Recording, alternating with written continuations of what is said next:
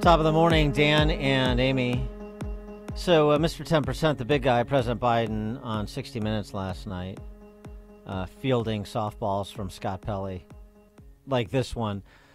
Please, Mr. President, tell us why you should run again, giving the big guy the chance to go full John Lennon.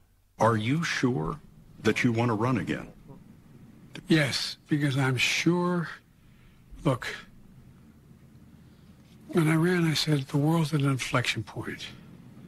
The world's changing, but we have an opportunity to make it. So imagine if we were able to succeed in getting the Middle East put in place where we have normalization of relations. I think we can do that. Imagine what happens if we, in fact, unite all of Europe and Putin is finally put down where he cannot cause the kind of trouble he's been causing. We have enormous opportunities. Imagine all the people. Yeah. How are those things going now in your first term, the imagining? The imagining also with respect to the Middle East, since he brought it up. He had this to say in describing why Israel shouldn't, quote unquote, occupy Gaza after this. Listen to his characterization of Hamas. I think it'd be a big mistake. Look, what happened in Gaza, in my view, is Hamas and the extreme elements of Hamas don't represent all the Palestinian people. And I think that it would be a mistake for Israel to occupy Gaza again. But to going in and taking out the extremists, the Hezbollah is up north, but Hamas down south is a necessary requirement. Are there moderate elements of Hamas? The extremist elements of Hamas. Which are the moderate elements? No, that follow-up was not asked, unsurprisingly.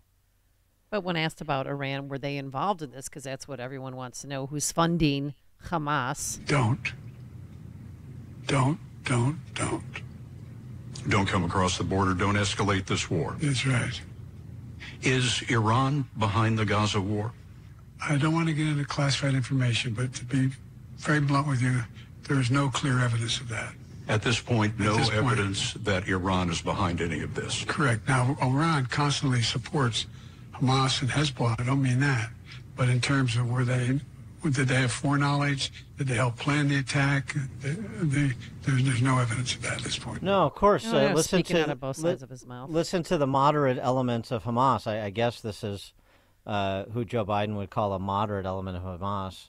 One of the spokeshumans for Hamas, Dr. Ghazi Hamid, getting a very friendly interview from a CNN reporter. Well, actually, he's the Jerusalem reporter for Al Jazeera, but he was on CNN on Face the Nation to offer this friendly interview of a Hamas spokeshuman who said this. This must be what Joe Biden is relying on. Did you receive support from outside? Did you receive support from No, Iran? it is just a decision taken by Hamas only.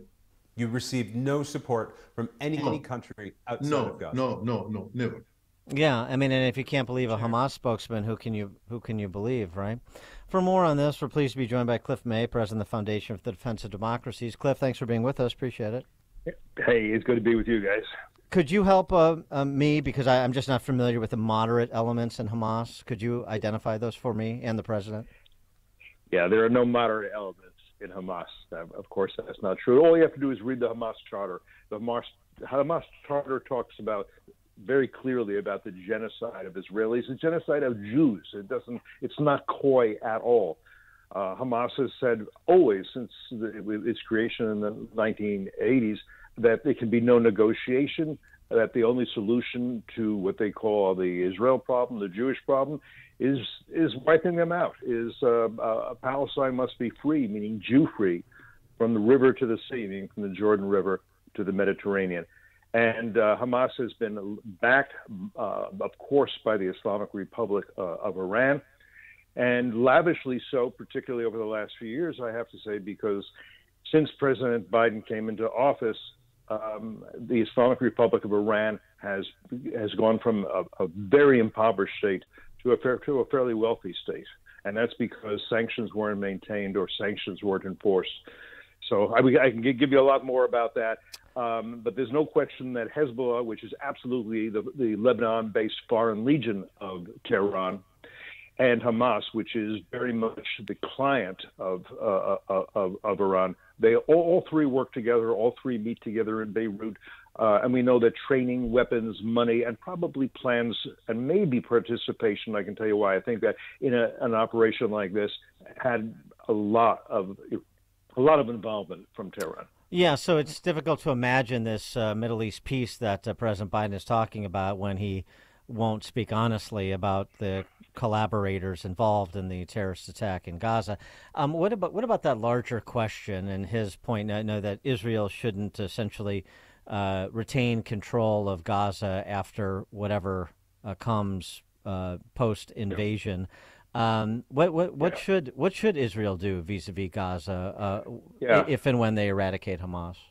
Yeah, the Israelis left Gaza 100% in 2005. Every soldier, every farmer, every grave, every synagogue was removed.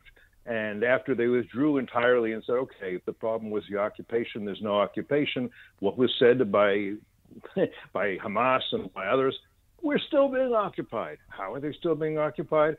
After a couple of years of getting attacked, they tried unsuccessfully, we now know, to keep weapons from getting into Gaza. But food went in, medicine went in, electricity has been and is still being supplied from Israel, all of the above. The Israelis do not want to occupy Gaza for any length of time. They are going in because they intend to diminish and actually destroy the military capabilities of Hamas, to kill their leaders or capture them. If they capture them, they'll sit in prisons. I don't think they'll be executed. Israelis don't execute. They executed Eichmann back in the 1960s, the Nazi war criminal. In general, they don't. If Hamas would simply surrender, that would be the end of this war. That's all they have to do is come out, wave a little white flag. They'd be taken into custody. Their daughters wouldn't be raped. Their sons wouldn't be killed.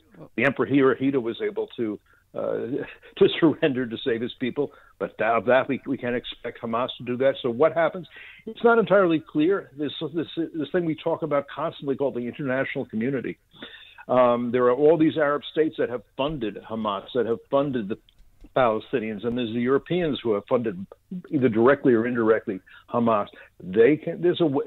Put them in there, put the technocrats in there, begin to reestablish some kind of basic economy, but Hamas cannot rule anymore. The Israelis, no, they made a mistake by thinking they can rule, it doesn't matter. Every few years they attack us, we go in, we mow the lawn, then we leave, it'll all be okay. That's not going to happen again. But no, Israeli troops do not want to be a year from now patrolling the streets of Gaza. Well, wait, lost in this conversation are the hostages. I mean, we have 30 Americans that are dead, 13 Americans who are unaccounted for, and over the weekend, President Biden even called the family of a woman. She's from Evanston. She and her daughter are hostages. They have confirmation of that. But what is Biden going to do? I mean, he said on 60 Minutes, he said, "I'll help out anyway if we can find them." Yeah, what that suggests is he doesn't have intelligence as to where they are or whether they're alive.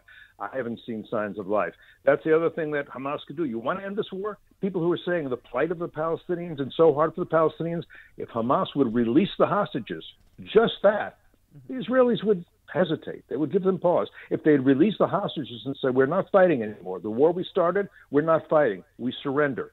That would be it. Totally. So that's not going to happen. And so then the question becomes, is Hamas expecting, and should we be expecting, escalation with Hezbollah's formal involvement, Hezbollah with a much bigger cache of weapons than Hamas?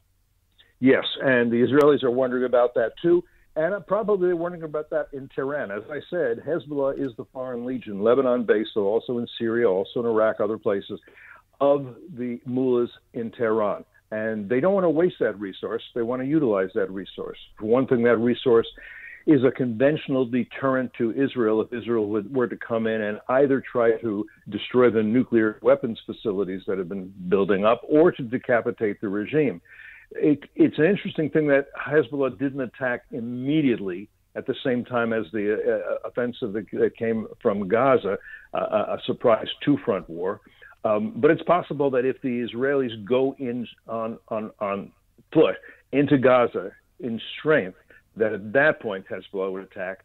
And the Israelis have to worry about that because the Israeli infantry gets enmeshed inside Gaza, and there's a war with a much more potent, a much more powerful enemy in the north. It's not so easy to get those troops out and bring them up to the north in a timely fashion. So this is what the military planners of the Israeli war cabinet have to figure out. And part of the problem, it seems to me, in terms of like recognizing what we're dealing with here, is this bromide that's bandied about that suggests that, look, the Palestinians are peace-loving people, and Hamas is not representative of them. Well, actually, technically, Hamas is representative of them because Hamas controlled Gaza, and that was what the Palestinian people chose. And I'm not saying every Palestinian person is a member of that terrorist organization or supports them, but, you know, from public opinion polling, Hamas seemed to enjoy widespread support among the Palestinians in Gaza. Yes, that's right. Hamas was voted in, but it was one man, one vote, one time. That was, you know, back in 2007, I believe it was. There's been no votes since. But the polls do show support. Part of the reason for that support is that Hamas would attack Israel, and Israel would respond very, very carefully. They would try very hard. They still do. Not to harm civilians. So before bombing a building where command and control was, they would both call people in that building. They would drop leaflets. They would drop dummy bombs on the roof. They would say, "Get out of that building because we're going to destroy it." The people in Gaza who were being indoctrinated with Jew hatred and Israel hatred could say, all right, listen, it's inconvenient, our life goes on, but at least we're, you know, but Hamas does fight them. It could be different this time. It's pretty hard to conduct a poll at this time. But if the economy and the life in Gaza is totally destroyed because of Hamas's attack, they may change their mind, but who knows? Right now, it's very simple. Israel is right now they're focusing on the north. They're saying to the people in the north, just head south. We don't want you to be hit. Hamas is saying, no, you stay put. We want you, and essentially they're saying, we want you to get hit. Your corpses will be very useful to us for public relations purposes. But anybody that doesn't want to fight Israel goes to the south. Even better, they should cross over into Egypt. Sinai is a big place. The UN agencies, particularly UNRWA, which deals with nothing but what they call Palestinian refugees, put up some tent camps, feed them, take care of them, give them medical help, and they wait out the war. Egypt doesn't want them to do that. Hamas doesn't want them to do that. Hamas wants them to stay. Hamas needs human shields. And people should understand the use of the human shield is a war crime under international law, under American law specifically. If every time a human shield is used, you blame the Israelis rather than Hamas, you're encouraging the use of human shields. Yeah, people need to understand that.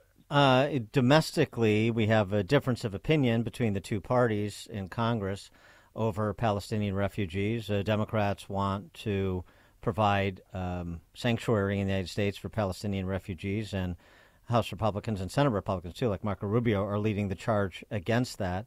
We want to be a welcoming place to people fleeing persecution, but as you say, that's the right posture? That's your viewpoint, that Egypt should be the point of sanctuary for Palestinian refugees?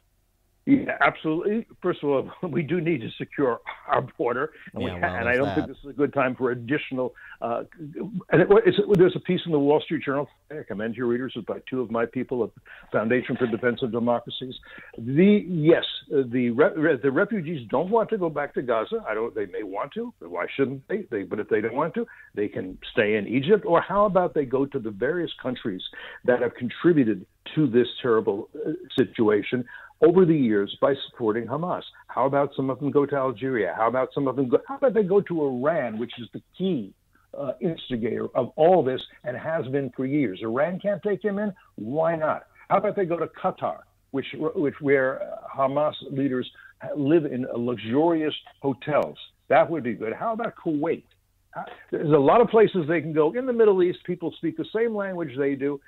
Have the same culture and religion as they do. There's no need for them to come to the United States. They can go back to Gaza, where they can be taken care of once they have somebody taking care of them whose primary concern is not killing Jews, but the well-being of the people of Gaza. That could happen. It is not for America to pick up the pieces. He is Cliff May, the president of the Foundation for the Defense of Democracies. Cliff, thank you as always. Thanks, Amy. Thanks, guys. Thank you. And he joined us on our turnkey.pro answer line. Hear about the big stories of the day, then talk about them right here on Chicago's Morning Answer on AM 560. The Answer. Hi, I'm Martha Stewart.